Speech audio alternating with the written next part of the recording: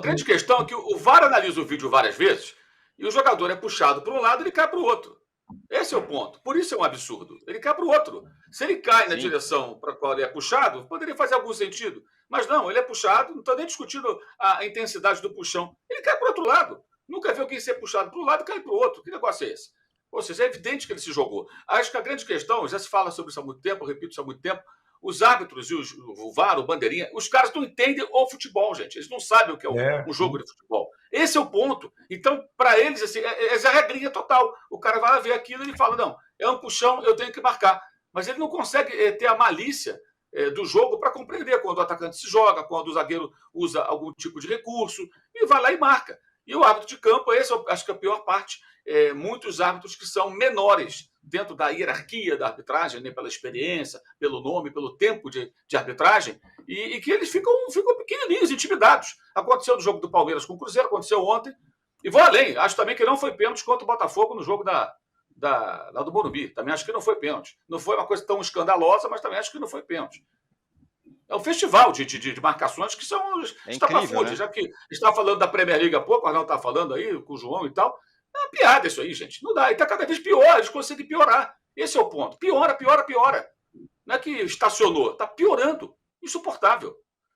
Tão insuportável quanto isso são as reclamações dos jogos. Os caras passam o jogo inteiro reclamando também, cara. O tempo todo, coisa mais chata. O tempo inteiro. O Rafinha agora é o principal reforço do São Paulo para reclamar do banco, vocês repararam? Passa o jogo reclamando. Pô, reclama o tempo inteiro. Não consegue jogar regularmente. Vai entrar no revezamento com a comissão. Não dá, gente. Vai entrar no revezamento. É chato. Então, mas eu tô com o Danilo nessa. Esse ambiente fica assim porque os árbitros são muito ruins. Aí todo mundo fica pitando mesmo. Foi o jogo do Corinthians ontem. Depois que o árbitro deu aquele pênalti lá, acabou o jogo. Se tivesse, eu falei isso, se tivesse substituição de árbitro, era o caso daquele árbitro. Bom, o cara não tem mais nenhuma condição de continuar nesse jogo. Ele não mandava mais em ninguém, né? E qualquer um mandava nele lá. Ele tinha que sair e entrar um outro cara lá no lugar dele no jogo de ontem. Fala. Eu acho que a substituição de árbitro seria uma boa sugestão. Só que já tem, mas provavelmente o cara que entraria fosse pior. Sabe o que eu acho uma sacanagem grandiosa nessa história toda? O cara do VAR, ele não tá lá no estádio sendo pressionado por 45 mil pessoas e o caramba 4. Além de ele não entender o espírito do jogo, é um absurdo ele fazer a intervenção na sala de ar-condicionado. É como se ele tivesse sentido o efeito da pressão do estádio. Ele não tá lá. Quem tá lá é o cara que tá conduzindo o jogo. Ele ferra o cara. Ele destrói o cara. E ele não aparece. Essa é a questão. E você vai ver, esse cara vai estar na próxima rodada aí em algum canto. Porque eles não aparecem, né? O cara do VAR não aparece. Então, o VAR já está escalado, Arnaldo. Para Palmeiras e Vitória. Já está escalado. Ele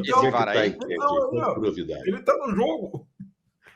A enquete está assim, Trajano. Quem está mais bem preparado para a maratona? Botafogo, 39%. Flamengo, 47%. Palmeiras, 13%. Por que 13% só, Danilo, para o Palmeiras? Porque jogou mal contra o Fluminense? Não, pera, só quero falar uma coisa antes, em relação ao juiz, antes de passar para o Palmeiras.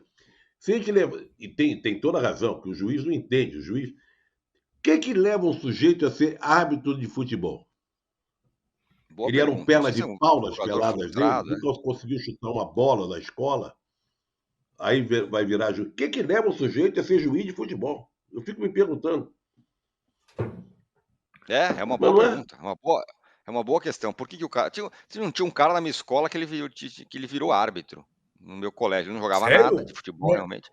Virou. Não foi de destaque, mas virou. É o exercício da autoridade. O que leva a querer ser árbitro para exercitar a autoridade. Mas, Danilo, diga lá. O Palmeiras, por que ele está só com 13%? É o pior mesmo? Não está jogando nada? Está complicado? O novo sistema do Abel não está funcionando? O Estevão está fazendo falta? O que está pegando? Não, eu acho que o Palmeiras... Teve lá uma falta no gol do Palmeiras que não foi marcado, enfim. Falta que não foi. Qual gol você está falando? Do Cruzeiro? Gol do Palmeiras. No gol do Palmeiras... Não teve uma reclamação lá? Não, qual jogo? Contra o Cruzeiro. Foi 1-0 pro Fluminense. Mas acho que do Cruzeiro sim, a gente já falou disso, eu até falei aqui, a intervenção do VAR foi absurda do Palmeiras e Cruzeiro, também não deveria ter existido. E ali o jogo mudaria todo, porque estava 1-0 pro Palmeiras, né? Mas já falei isso aí, então vamos do Palmeiras agora. Por que o Palmeiras está atrás nessa enquete? Eu acho que, primeiro, por conta da torcida ser menor que a do Flamengo, porque se você olhar no desempenho, o Flamengo também, depois até da volta dos uruguaios, que a gente esperava uma melhora, não está melhorando, não tem um futebol que encanta como a gente imaginava com a volta dos uruguaios, assim como o Palmeiras também não está jogando bem. Especialmente depois, até contra o Cruzeiro, apesar da ajuda da arbitragem, né? Sem o Estevão, o Palmeiras fez um bom jogo. O Everton foi bem e tal, mas o Palmeiras fez um bom jogo. Agora, contra o Fluminense, o Palmeiras foi muito mal mesmo. Faltou inspiração técnica, tática e física. Muitas vezes, como disse o Trajano, o Palmeiras passou muito tempo jogando nada e ganhando, mas porque o Palmeiras compensava na vontade, compensava na organização, e conseguia aqueles golzinhos aos 92, aos 89 e por aí vai. Dessa vez o Palmeiras contra o Fluminense foi muito mal e não, assim, você olhava para aquele jogo e falava, não tem como sair nada daí, porque o Palmeiras estava errando tudo, estava errando na forma de se organizar no jogo, estava errando na forma de correr. O Palmeiras teve, acho que uma chance de chutar no gol e mais nada. Foi um jogo muito ruim mesmo do Palmeiras. E eu acho que essa questão do Abel, de ele mudar um pouco do time, de mandar o time marcar mais lá em cima e tal, eu não acho que ele vai manter essa mesma organização, esse mesmo esquema tático para toda a maratona.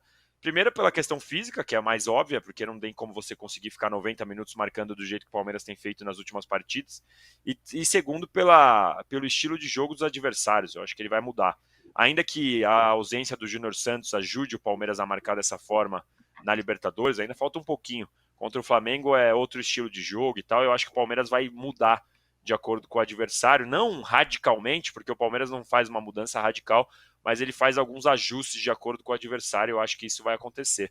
Agora, o Palmeiras merece a desconfiança diante do último jogo contra o Fluminense, porque foi realmente assustador. E o Fluminense tá muito mal, né? Então, não é que foi e jogou mal contra um adversário direto ou algo assim, não, jogou muito mal. O Zé Rafael, para mim, ele tira o corpo e evita fazer a falta porque ele já estava amarelado no lance do gol do Fluminense. E lembrando, ele tomou amarelo reclamando. Então é bom a gente pontuar essas coisas também, né? Porque ele tomou um amarelo absolutamente bobo, reclamando de um lateral, e na hora que precisava fazer a falta, às 86, ele não podia fazer porque estava amarelado. E olha, podia até ter feito, porque ele tomava o vermelho, não jogava contra o Vitória e ficava bem para jogar na quarta-feira contra o Flamengo. Enfim, o Palmeiras foi muito mal, já sem o Abel também na beira do gramado, porque estava suspenso de novo. Isso que eu ia perguntar, Daniel. Isso que eu ia perguntar. A falta que faz o treinador, tanto o Zubeldia no jogo do São Paulo, como o Abel, né? Ou então eles não têm importância alguma. É óbvio que eles fazem falta. E ninguém chama atenção, né?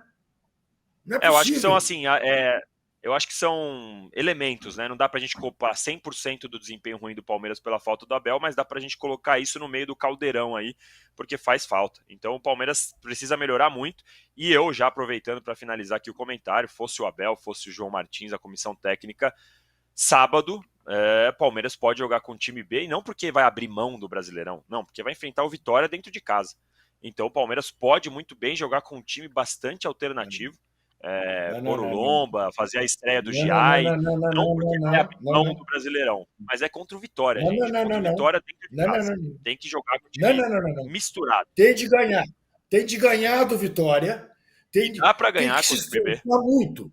Não sei não. Nós vamos pôr um fiscal lá, porque se não jogar com o time completo é porque estão de maracutaia para derrubar o Corinthians. Conheço essa gente. Não, mas nessa briga, né, os três poderosos jogam em casa a primeira rodada do segundo turno. O Mauro já falou, o Flamengo pegou o Atlético Goianiense, que é o Lanterna, o Palmeiras pegou o Vitória, e o Botafogo pegou o Cruzeiro, que está em ascensão. Então o Botafogo tem um dilema bem maior aí, né, nessa primeira rodada do segundo turno.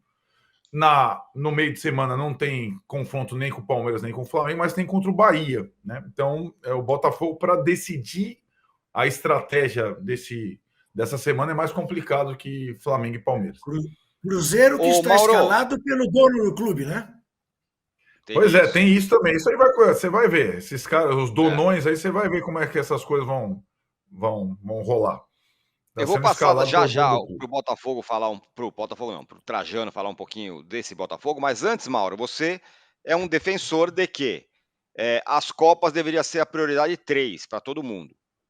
Só que o Flamengo e o Palmeiras, eles têm uma situação favorável. Eles enfrentam times, em tese, fracos dentro das suas casas, né? O Flamengo, o Atlético Goianiense, o Palmeiras e o Vitória. A pergunta é, neste caso, deveria poupar e aí focar no jogo Palmeiras e Flamengo, que vai ser jogo grande? Eu acho que não, acho que deveria se preocupar com a semana, né? O Palmeiras tem o Internacional em Porto Alegre no outro final de semana e o Flamengo tem o São Paulo no Morumbi. Ou seja, os dois têm jogos fora de casa. O Inter precisa agora começar a vencer no campeonato para justificar todo o investimento da temporada, só resta o brasileiro. Tende a ficar cada vez mais difícil jogar contra o Inter, vai ter mais tempo para treinar em semanas sem jogos de quarta-feira, quinta-feira, né? O que até vai acontecer, porque tem 5 jogos a menos, né? Em relação às equipes que fecharam o primeiro turno, tem só 14 partidas disputadas. Mas acho que pensando no geral, não especificamente na quarta-feira. Acho que pensando no geral, os jogos do final de semana são super importantes, tanto para o Palmeiras quanto para o Flamengo. E a sequência do mês. Você tem que pensar no mês inteiro, não é só na quarta. Tem quarta, tem um domingo, aí na outra semana tem outra quarta de Copa do Brasil, depois tem outro domingo de Brasileiro, aí vem a Libertadores, 2 jogos com o Botafogo para o Palmeiras, 2 jogos com o Bolívar, um na altitude para o Flamengo. Ou seja, tem que pensar no geral. Até o dia 1º aí de setembro, esses times vão ter partidas, em sua maioria, difíceis. Não tem muitos jogos aí com adversários considerados mais fracos. Acho que é por isso que deveria pensar. Acúmulo, desgaste, o jogador que precisa de uma pausa, dar essa pausa, que é a oportunidade. E depois você tenta administrar isso aí. E não defendo que coloque reservas na Copa do Brasil, mas que não dê prioridade. Ou seja, se eu tenho um jogador que eu só posso colocar em uma partida, quarta ou domingo, eu ponho domingo no Brasileiro, não ponho na quarta.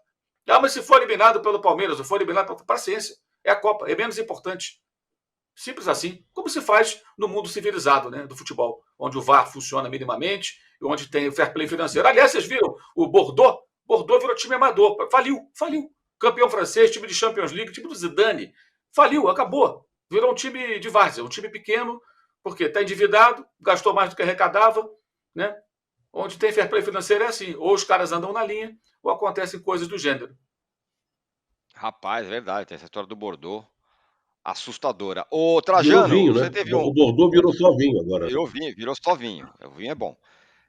Trajano, você teve um representante lá ao vivo no Morumbi, gostou do que viu, um grande jogo, São Paulo e Botafogo, e foi um jogão lá mesmo, né? E com o Botafogo, esse aí, como é que fala? O intruso entre os dois, como eu sempre falo, né? Tem o Flamengo, tem o Palmeiras. E agora tem o Botafogo intruso que jogou bem.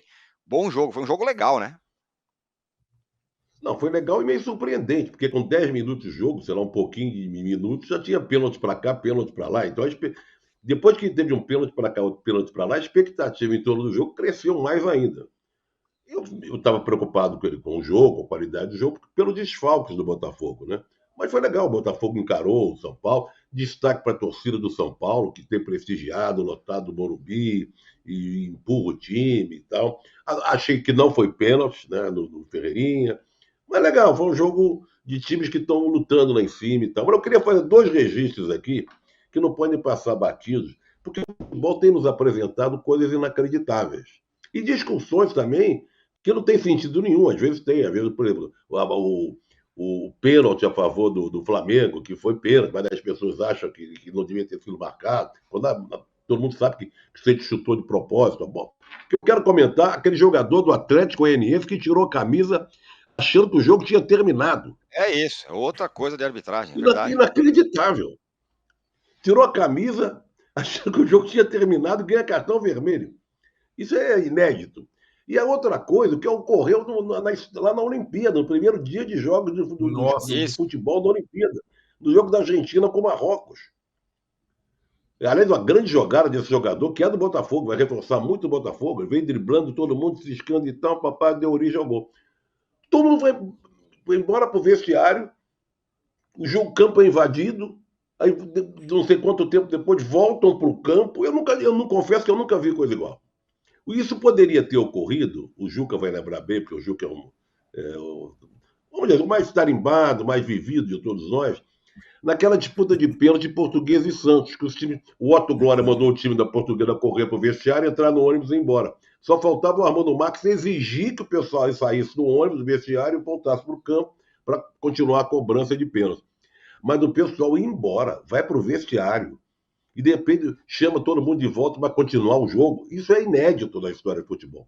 Pode ter acontecido Mas outra vez, tem uma avacalhação, né, acontecendo, e que a Conmebol deu o exemplo, né? Aquele show no intervalo da final da Sul-Americana, de 27 minutos, né, quando a regra manda 15. Ontem, em Itaquera, o intervalo foi de 18 minutos, porque tinha que apresentar o novo patrocinador. Está virando Casa da Mãe Joana. Casa da Mãe Joana. Eu pensei que fosse a qualidade do show em Itaquera, né? Porque a outra teve um show da Shakira. No Itaquera, confesso a você que eu não sei que show que teria havido, mas vamos em frente. Não foi show nenhum, foi a apresentação do patrocinador, Zé. Não, beleza. Agora, só concluindo, o Botafogo, que a torcida do Botafogo, eu converso com alguns botafoguenses, são muitos, né? Eles estão muito apreensivos, primeiro com essas duas contusões seríssimas de jogadores importantes. Em relação à referência deles, é o ano passado. Não tem que ser, fazer o quê? Que o time teve tudo na mão e perdeu, né? Então, eles estão confiantes, achando que o time melhorou, que o técnico é legal, que a campanha está muito boa, mas estão preocupados para chuchu. Bom, se repita o que aconteceu no ano passado.